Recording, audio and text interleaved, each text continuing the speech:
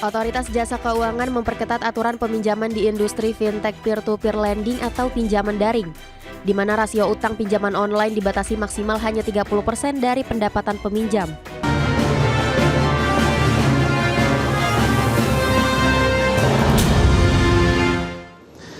Ya, pemirsa, Otoritas Jasa Keuangan memperketat aturan batas peminjaman dana di industri pinjaman daring, di mana dalam regulasi terbaru batas pinjaman maksimal sebesar 30% dari sebelumnya 40% dari penghasilan peminjam. Otoritas Jasa Keuangan memperketat aturan peminjaman di industri fintech peer-to-peer lending atau pinjaman daring, di mana rasio utang pinjaman online dibatasi maksimal hanya 30% dari pendapatan peminjam.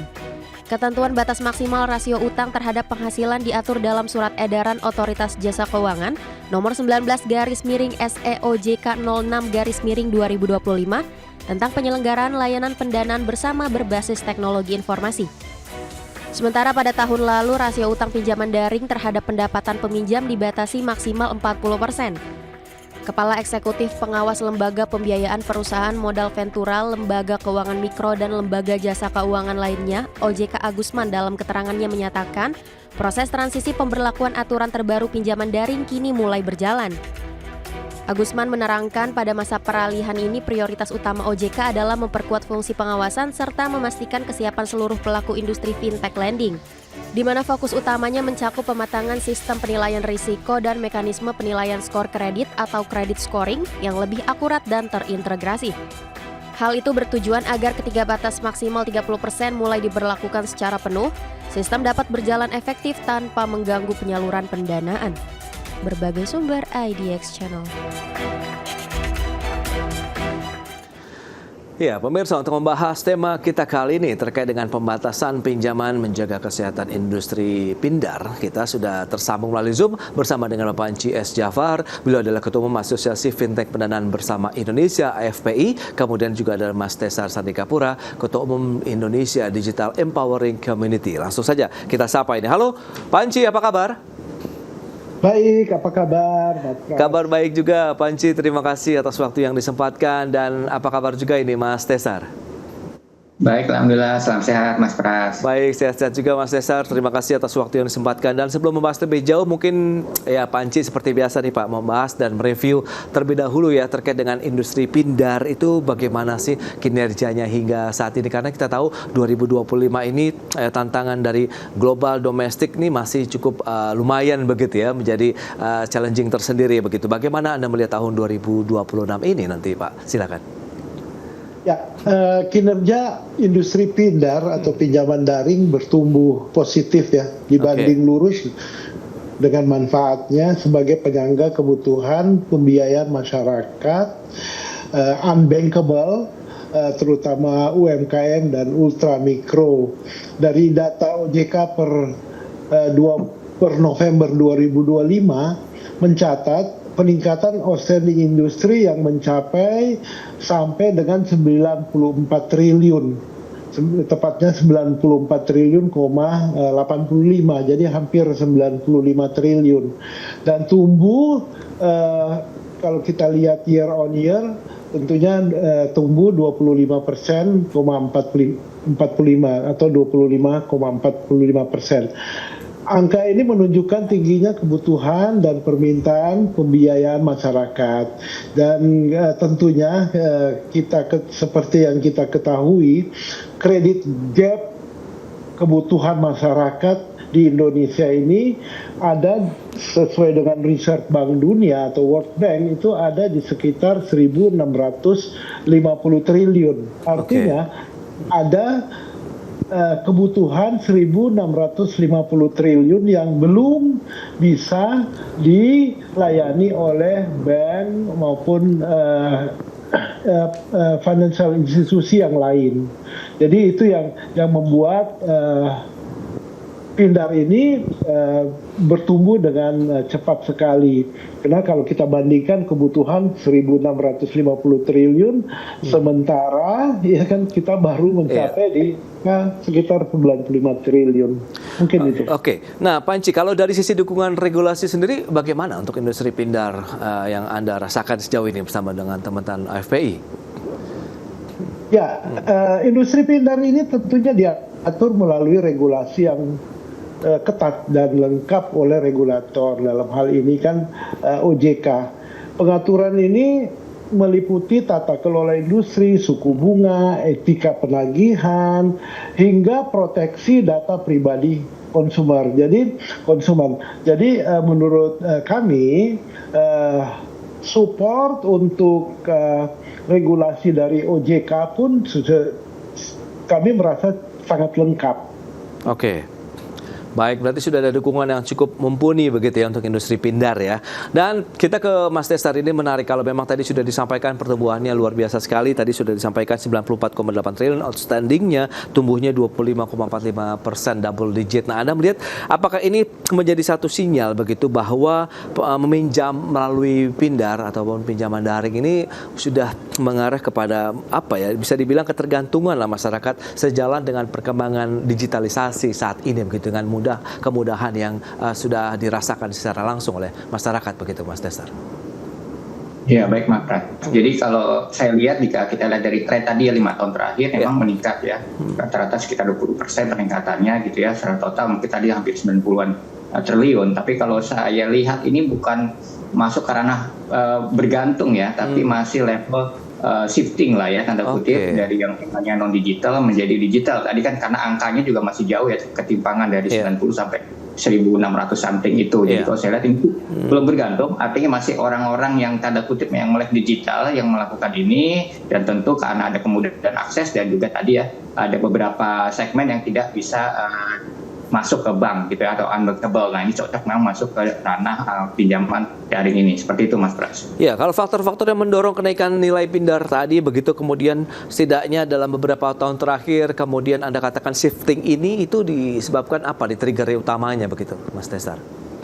Iya, yang paling utama pasti memang karena digitalisasi ya. Artinya sekarang semua orang sudah melek digital, tanda kutip sudah mempunyai handphone lah rata-rata gitu ya. Yang kedua memang kemudian aksesnya yang sangat cepat ya, bisa dibilang mungkin dalam hitungan menit ya, ini udah cair ya, beda dengan perbankan yang konvensional gitu ya. Betul. Lalu yang terakhir memang beberapa memang bukan hanya untuk konsumen tapi juga untuk UMKM gitu ya. Jadi memang pindar ini merupakan segmen yang cukup solutif bagi kalangan tertentu gitu ya. Tapi ada beberapa kalangan memang tadi ya Mas, beberapa tunggakan-tunggakan yang belum terbayar, sepertinya seperti itu ya Mas. Oke, itu dia terkait dengan kondisi yang terjadi begitu saat ini di masyarakat sendiri dengan digitalisasi. Ada shifting masyarakat yang memanfaatkan industri keuangan kita begitu, yang melakukan pinjaman ya dari mungkin yang konvensional sekarang masuk ke dalam digitalisasi ataupun pinjaman daring atau pindar ini begitu. Nah, Panci, menarik kalau kita lihat tadi sudah disampaikan di awal begitu ya, ada aturan baru dari Otoritas Jasa Keuangan begitu, ada pembatasan nih kalau kita lihat bagaimana sih terkait dengan regulasi terbaru dari OJK ini yang mengizinkan sekarang 30%, sebelumnya kan 40% begitu ya Panci ya, silakan. Ya, kami menyambut baik atas aturan ini karena tujuannya adalah untuk membangun industri pindar yang sehat dan berkelanjutan ya.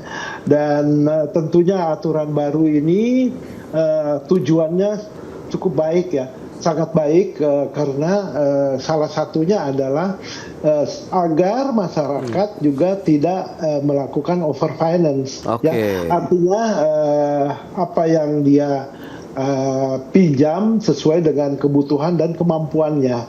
Nah, berdasarkan riset dari Celios, Center for Economics and Law Studies atau Celios, yang kita ketahui bahwa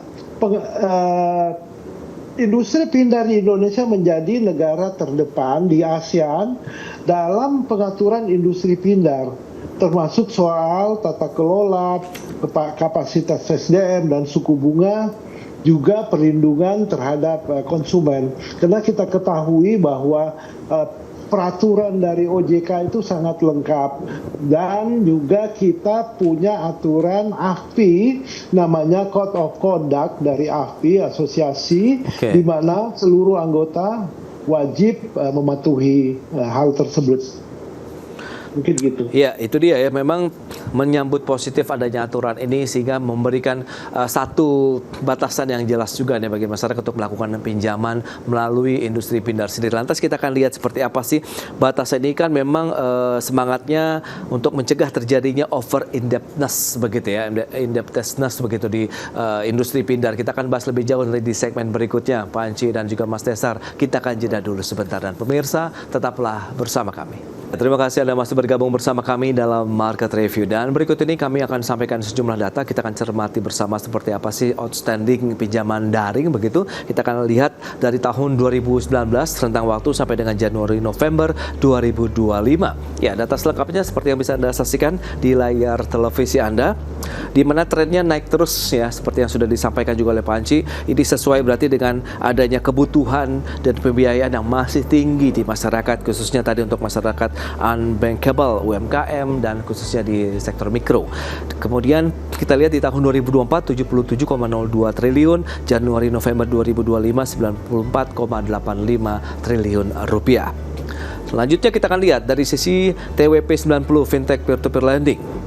Ini jadi tahun 2019, juga kita akan lihat sampai dengan 2024 sempat tertinggi di 4,78% di Desember 2020, kemudian cenderung stabil begitu di 2,2%-an begitu sampai dengan Desember 2024. November 2025 tercatat 4,33% untuk TWP 90 Fintech Peer-to-Peer Lending. Selanjutnya kita lihat dari sisi penggunaan dana pinjaman daring per November 2025. Nah, ini untuk apa saja? Ada khusus untuk yang produktif dan juga konsumtif. Ya, masih tinggi di bagian konsumtif 67,09%, sementara untuk yang penggunaan dana pinjaman daring produktifnya di 32,91%. Itu dia beberapa data yang sudah disampaikan. Kita lanjutkan kembali perbincangan bersama dengan Bapak Anci S. Jafar, kemudian juga Mas Tesar Sardikapura. Ya, dengan beberapa data tadi yang sudah disampaikan, Pak Anci mungkin bisa melihat seperti apa sih pelaku pindar begitu kalau kita lihat dengan optimisme yang Anda juga rasakan masih cukup tinggi, dengan kebutuhan juga di masyarakat yang masih cukup tinggi begitu di tahun 2026 ini seperti apa? Apakah Anda melihat industri pindar sendiri sudah memiliki mekanisme yang membatasi begitu sehingga mungkin mengurangi potensi-potensi gagal bayar begitu, Pak Anci? Bahwa industri ini terbilang masih muda ya, kita baru ya 7-8 tahun, sehingga banyak hal yang perlu pembelajaran dan tentunya banyak hal yang baru, sehingga kita terus-menerus memposisikan industri ini dengan tentunya demand dari masyarakat. Dan yang paling penting, resiko pun kita terus-menerus melakukan perbaikan.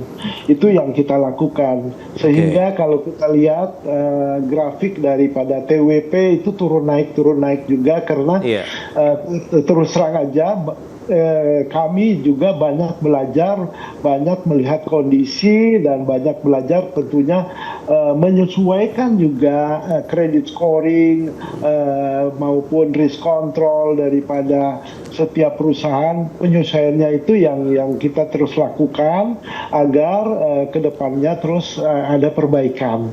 Nah, itu yang kita lakukan, kami lakukan. Tetapi perlu kita ketahui ya, setiap tahun tentunya timbul ada masalah baru. Masalah baru seperti umpamanya behavior daripada customer ya, borrower, behavior dari vendor dan seterusnya. Itu kita terus menyesuaikan hal-hal tersebut. Itu dia mekanisme yang sudah diterapkan selama ini begitu ya, Pak Anci ya, untuk industri pindar sendiri. Nah, Mas Tesar, lantas bagaimana tanggapan Anda dengan pembatasan 30% dari penghasilan begitu untuk masyarakat konsumen yang ingin melakukan pinjaman secara daring ini? Ya, kalau menurut saya secara prinsip ini aturan cukup positif ya, artinya pemerintah dan mungkin OJK gitu ya ingin mempraktekkan kehati-hatian dalam sektor keuangan gitu ya, artinya mungkin angka 40% kemarin cukup beresiko mungkin gitu ya, maka kita turunkan menjadi 30% sehingga nanti ujung-ujungnya melindungi konsumen juga ya, agar mereka tidak terlalu terjerat dengan hutang-hutang yang lebih besar lagi gitu. Jadi kalau dari KABI cukup mendukung, cuma tinggal sebagaimana efektifnya ya data ini kan, karena kan dia pasti melihat data ya 30% dari berapa pemasukannya. Nah, betul. Angka pemasukan ini yang mungkin yang harus dicari supaya lebih valid seperti itu, Mas Pras. Nah itu dia, kalau menurut Anda bagaimana nih pada saat implementasi kebijakan baru ini, bagi aturan pembatasan 30% dari penghasilan ini untuk industri pindar, Mas Desar? Iya, ini yang cukup tricky menurut saya. Jadi yang pasti kalau data itu kalau bisa memang centralized, ya, ini nanti semua platform harusnya mempunyai satu data yang sama gitu ya, ketika satu konsumen punya pinjaman di mana saja mungkin harusnya terbaca dengan valid ya. Mungkin ada pemasukan, karena pemasukan ini kan rata-rata informal mereka ya, tidak punya gaji tetap gitu ya, sehingga ini menjadi patokan dari mana gitu, apakah dari pemasukan dari banknya gitu ya, mutasinya atau seperti apa. Nah mungkin nanti OJK bisa melihat mana yang paling efektif sehingga angka 30% ini sesuai dengan realita di kehidupannya, seperti itu, Mas. Itu dia, menarik. Panci, lantas bagaimana dari teman-teman FPI untuk bisa menentukan batasan 30% dari penghasilan? Kalau memang tadi kan teman-teman yang akan melakukan pinjaman daring ini kan bankable, kemudian secara administrasi apakah mereka bekerja di sektor informal juga dan sektor mikro kalau kita bicara mengenai UMKM ini, Panci? Ya, aturan ini kan sebenarnya bukan tiba-tiba ya, sudah 2 tahun yang lalu ya. Jadi sebenarnya teman-teman juga sudah mempersiapkan tentang hal ini, karena awalnya tadi saya sampaikan bahwa karena industri ini masih sangat mudah ya, sehingga OJK juga awalnya diatur di 40%, 50% awalnya, terus setelah itu 40%, nah tahun ini 30%, sehingga sebenarnya ada pembelajaran. Jadi OJK pun mengatur itu tidak seperti rem mendadak begitu. Jadi tidak bertahap ya. Ya, sudah disampaikan 2-3 tahun yang lalu. Ya, 2-3 tahun yang lalu, sehingga semua teman-teman penyelenggara itu tentunya sudah mengantisipasi dan sudah prepare terhadap aturan ini. Jadi bagi kami ini sebenarnya tidak terlalu bermasalah ya. Jadi sisa nanti penyesuaian di algoritma kita aja, di algoritma di mesin kita, learning mesin kita, dan credit scoring dan risk control kita yang kita rubah. Jadi teman-teman akhir tahun kemarin sudah berubah hal itu tahap demi tahap. Berarti dari sisi kesiapan teman-teman FPI ini sebenarnya sudah ready begitu ya, Panci ya, sehingga nanti tinggal implementasinya di tahun 2026 ini, bahwa pembatasan 30% ini ya tinggal jalan saja begitu, Pak? Betul, harusnya begitu, karena OJK sudah menyampaikan, saya lupa di tahun 2004 kalau nggak salah, apa 2003, 2024 atau 2023. Jadi OJK sudah jauh hari sudah menyampaikan hal ini. Baik, nah menarik juga nih Pak Enci, kalau kita lihat dengan pembatasan ini ada potensi nggak sih kalau kita lihat begitu ya, munculnya lagi nanti pindar-pindar ilegal begitu, dengan kekhawatiran kan pembatasan 30% mungkin ada demand yang membutuhkan lebih dari 30% misalnya. Ya itu memang salah satu kekhawatiran kita. Cuman terus terang aja untuk menekan TWP 90 ataupun NPL juga memerlukan tools ya, sehingga kita sama-sama semua sadar bahwa hal ini harus kita lakukan.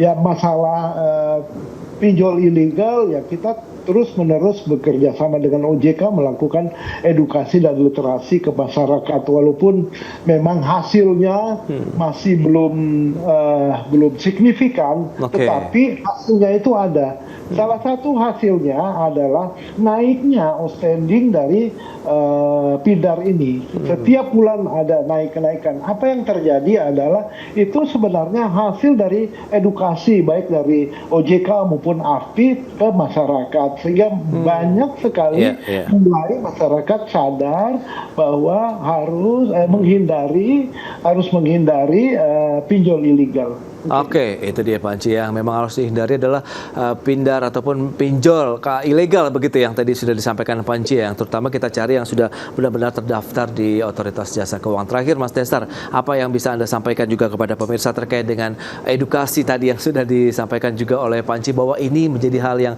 harus dilakukan terus-menerus begitu untuk meningkatkan bagaimana awareness masyarakat ya terkait dengan ada potensi risiko juga di sana. Iya, jadi kalau menurut saya memang betul, kuncinya ada literasi, jangan sampai masyarakat ini tanda kutip terlena dengan pinjaman online untuk kegiatan tanda kutip tidak produktif gitu ya. Oke. Juga dari sisi masyarakat, pemerintah terutama juga harus melihat angka variabel peningkatan pindar ini apakah early warning juga terhadap kondisi ekonomi di masyarakat. Jangan sampai ini adalah survival mode dari masyarakat karena mereka kekurangan uang cash gitu ya, sehingga mereka mencari dari pinjaman online. Dan juga perlu diteliti gitu ya, apakah memang pemakaian ini karena kekurangan uang cash sehingga nanti terjadi NPL tinggi atau TWP tinggi. Nah ini juga mestinya mulai diamati dari sekarang, jangan sampai nanti terus meningkat peningkatan TWP-nya gitu ya, sehingga nanti masyarakat malah makin terjerat kepada hutang-hutang platform yang banyak sekali. Baik, itu dia ya. Dari sisi literasi, edukasi lagi-lagi yang memang harus terus-menerus dilakukan oleh para pemangku kepentingan, begitu baik Otoritas Jasa Keuangan, begitu maupun dari pelaku industri pindar sendiri, dan termasuk di dalamnya adalah FPI ya, sehingga nanti akan memberikan manfaat besar juga ya bagi masyarakat yang memang membutuhkan pendanaan untuk bisa melakukan aktivitas usaha mereka begitu di tahun 2026 ini. Panci, kemudian Mas Testa, terima kasih banyak atas informasi update dan juga insight yang sudah diberikan kepada pemirsa pada hari ini. Selamat melanjutkan aktivitas Anda kembali. Salam sehat, sampai berjumpa kembali. Panci, Mas Tesar, terima kasih. Terima kasih Mas Pras, Mas Tesar. Terima kasih banyak. Ya. Baik, pemirsa, 1 jam sudah saya Prasetyo Wibowo menemani Anda dalam Market Review, dan perbarui terus informasi Anda hanya di IDX Channel, Your Trustworthy and Comprehensive Investment Reference. Karena urusan masa depan harus terdepan, aku investor saham. Saya Prasetyo Wibowo beserta seluruh kerabat kerja yang bertugas pamit undur diri. Terima kasih dan sampai jumpa.